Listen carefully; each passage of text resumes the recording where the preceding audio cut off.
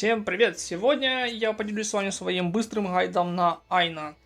Быстрым, потому что, как таково, в ней ничего нету сверхневероятного. Это раз. А во-вторых, она на C0, считаю, что не так уж и эффективна. То есть она не настолько превосходит того же Синчу, например.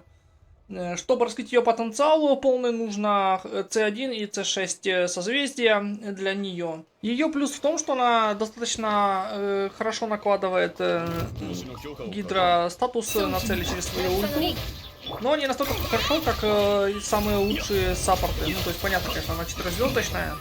Ей легко играть, то есть там не запутаешься в ее умениях. Ее легко собрать, так как ей можно оружие подобрать легко и артефакты. И плюс она, по сути, вторая, кого можно поставить в команду на данный момент, чтобы активировать полный баф лунного знамения.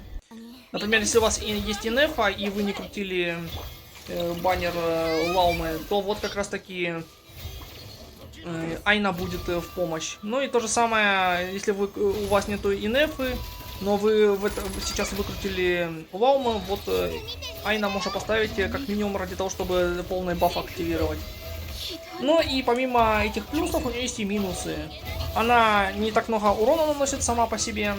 Как я уже сказал, ее обходят другие саппорты Гидра.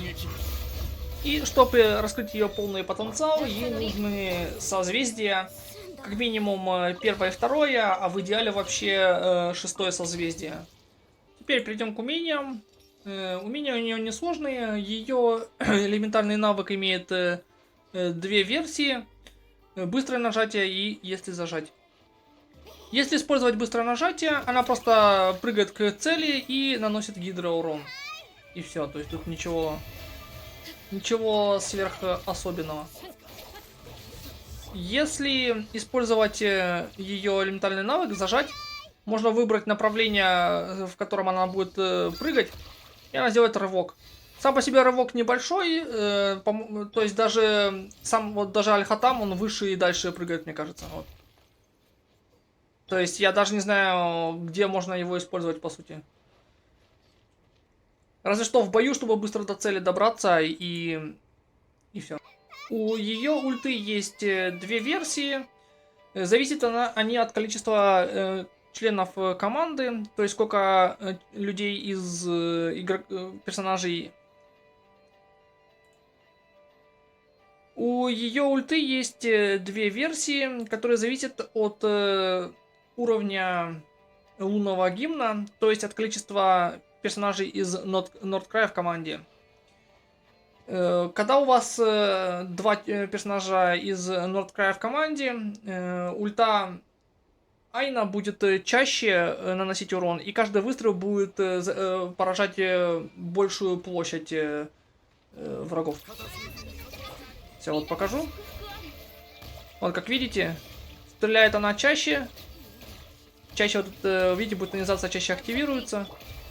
И задевает большую площадь с врагами.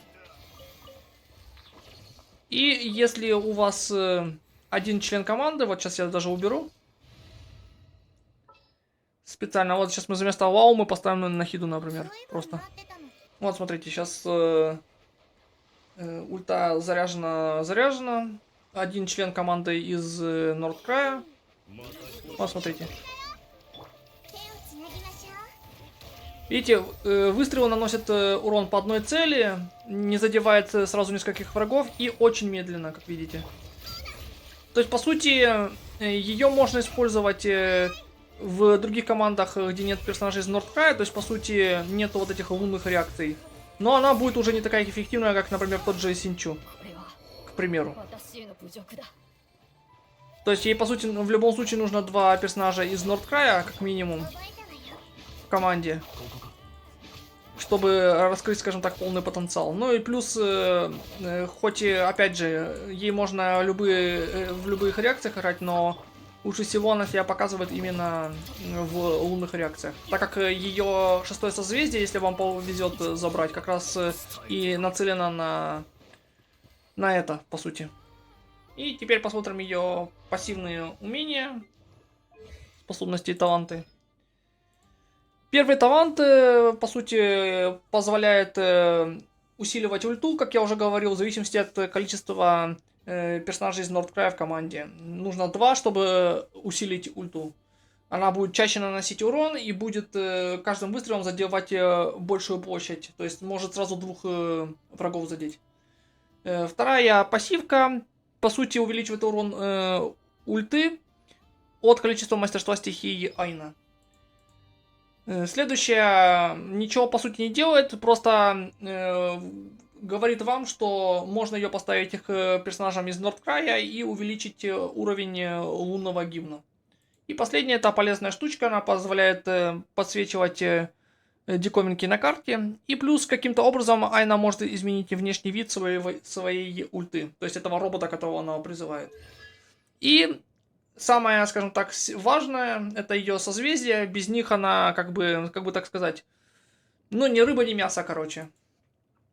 Первая пассивка, по сути, бафает Айна и членов команды на 80 единиц мастерства стихий на 15 секунд. Вторая позволяет больше урона наносить самой Айна.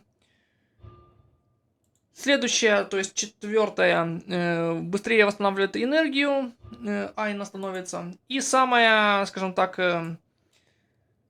вишенка на торте, это ее шестое созвездие. На 15 секунд после применения взрыва стихии она улучшает реакцию заряжен, бутонизация, лунный заряд и лунная бутонизация. Если в команде есть только один член из Нордкрая. Если их двое, то она еще плюс сверху бафает все это на 20%. То есть, получается, баф 35% усиления. Заряжен, бутонизация, лунный заряд и лунная бутонизация. То есть, по сути, реакции Гидра Электро и Гидра Дендра. Ну и лунные, естественно, версии этих реакций. С оружием у него сравнительно плюс-минус все легко. Лучшим выбором у него будет вот этот ивентовый меч, который у нас был как раз в прошлом патче в летнем на Туане. Он дает мастерство стихий. Если активная реакция заряжена, лунный заряд, бутонизация или лунная бутонизация, восстанавливает 24 энергии, что очень хорошо, чтобы по-быстрому ей ульту зарядить и активировать. И когда эти реакции активны, в течение 15 секунд еще дает 120 мастерства стихий. То есть в конечном итоге мы получаем 285 мастерства стихии сверху, халявно, по сути. Другое хорошее оружие. Это крафтовое оружие из Нордкрая. Вот оно. Дает оно восстановление энергии, что уже по своей сути хорошо для инефы. Опять же, чтобы ульту чаще использовать можно было, так как ульта это по сути ее основная фишка. После активации элементальной реакции повышает мастерство стихии на 60, и если активировано лунное знамение, высшее сияние, то есть 2 члена команды из Нордкрая у вас есть, еще 60 дает восстановление энергии. Дальше можно использовать еще меч из Сумеру двуручный. Он дает мастерство стихий, и в зависимости от мастерства стихий носителя увеличивает силу атаки на 24% и другим членам команды тоже. Ну, то есть члены команды получают 30% от этого бафа. Этот меч будет хороший в том случае, если члены вашей команды используют силу атаки как основной бонус для нанесения урона. И незаменимый, как всегда, вариант, это, естественно, меч Фавония. Если он у вас есть, и нету другого хорошего варианта, можно его поставить. Айна будет работать как батарейка. Ей самой полезно, так как она ульту будет чаще активировать, опять же. А ульта у нее очень важный элемент ее геймплея. По сути, она именно от ульты играет. И плюс, если вы критуете, другие члены команды тоже будут регенить энергию. С артефактами у нее тоже все просто. Лучшим вариантом будет вот этот вот сет из Нордкрая для нее. Две части дают восстановление энергии, что опять же хорошо для частой активации ульты. И при нанесении элементального урона на 8 секунд дается баф, который увеличивает мастерство стихий, который опять же зависит от количества членов команды из Нордкрая. То есть при одном дает 60 мастерства, при двух дает 120. Но баф действует на всю команду. Плюс еще бафается урон лунных реакций на 10%, и эти бафы не стакаются. То есть, если есть два члена команды с этим сетом, бафы не стакаются. Также есть более простой вариант, или же вариант, если у вас нету пока что нового сета, можно поставить церемонию древней знати, увеличит урон ульты, и если активировать ульту, бафает силу атаки членов команды. Этот сет хорош в том случае, если у вас члены команды играются от сил атаки, чтобы бафать им этот показатель. И если вы прям сконцентрированы на игру через статы, извиняюсь, через реакции, можно использовать вот эти позолоченные сны, на крайний случай. Две части тут увеличивают мастерство стихий, и в зависимости от состава команды тут будет или баф на силу атаки, или на мастерство стихий. А мастерство стихий, в свою очередь, Айна в любом случае полезны. Статы. Ей в артефактах нужно искать все на мастерство стихий, и часы, кубок и корону. Если вы смогли насобирать 600 мастерства стихий, ну, 600 или даже больше, то можно поставить корону на крит шанс на крит урон, если вам нужно это, по сути. Ну, скажем так, чтобы она чуть больше урона наносила. Но по своей сути ей нужно постараться собрать мастерство побольше. В сабстатах ищем восстановление энергии и мастерство стихий, естественно. И уже, как говорится, если повезет, то можно собирать крит шанс, крит урон. Желательно, конечно, чтобы повезло, чтобы чуть-чуть увеличить ее урон, естественно. Идеальная команда для Айна с заделом на будущее — это Айна, Казуха или Сахароза, и это у нас Флинц, который у нас будет во второй части патча, и Инефа, которой у меня нету, но их вместе можно идеально использовать.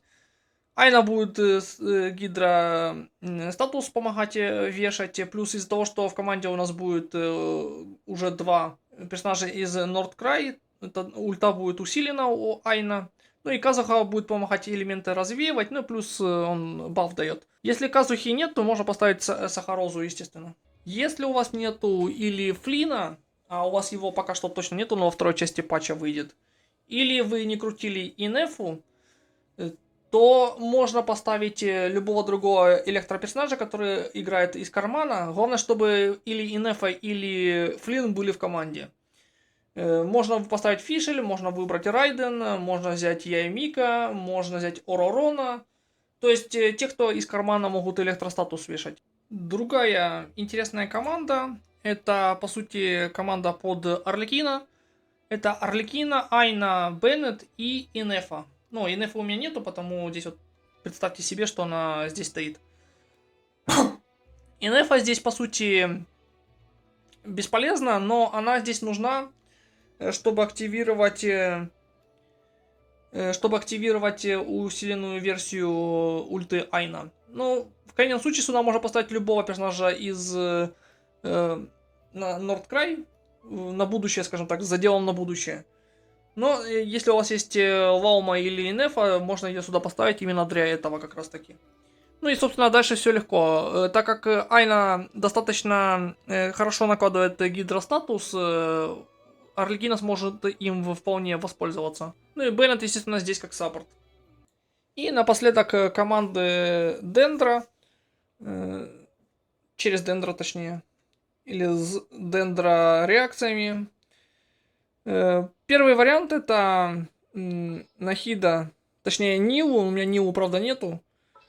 Нахида, сама Айна, естественно, и Байжу.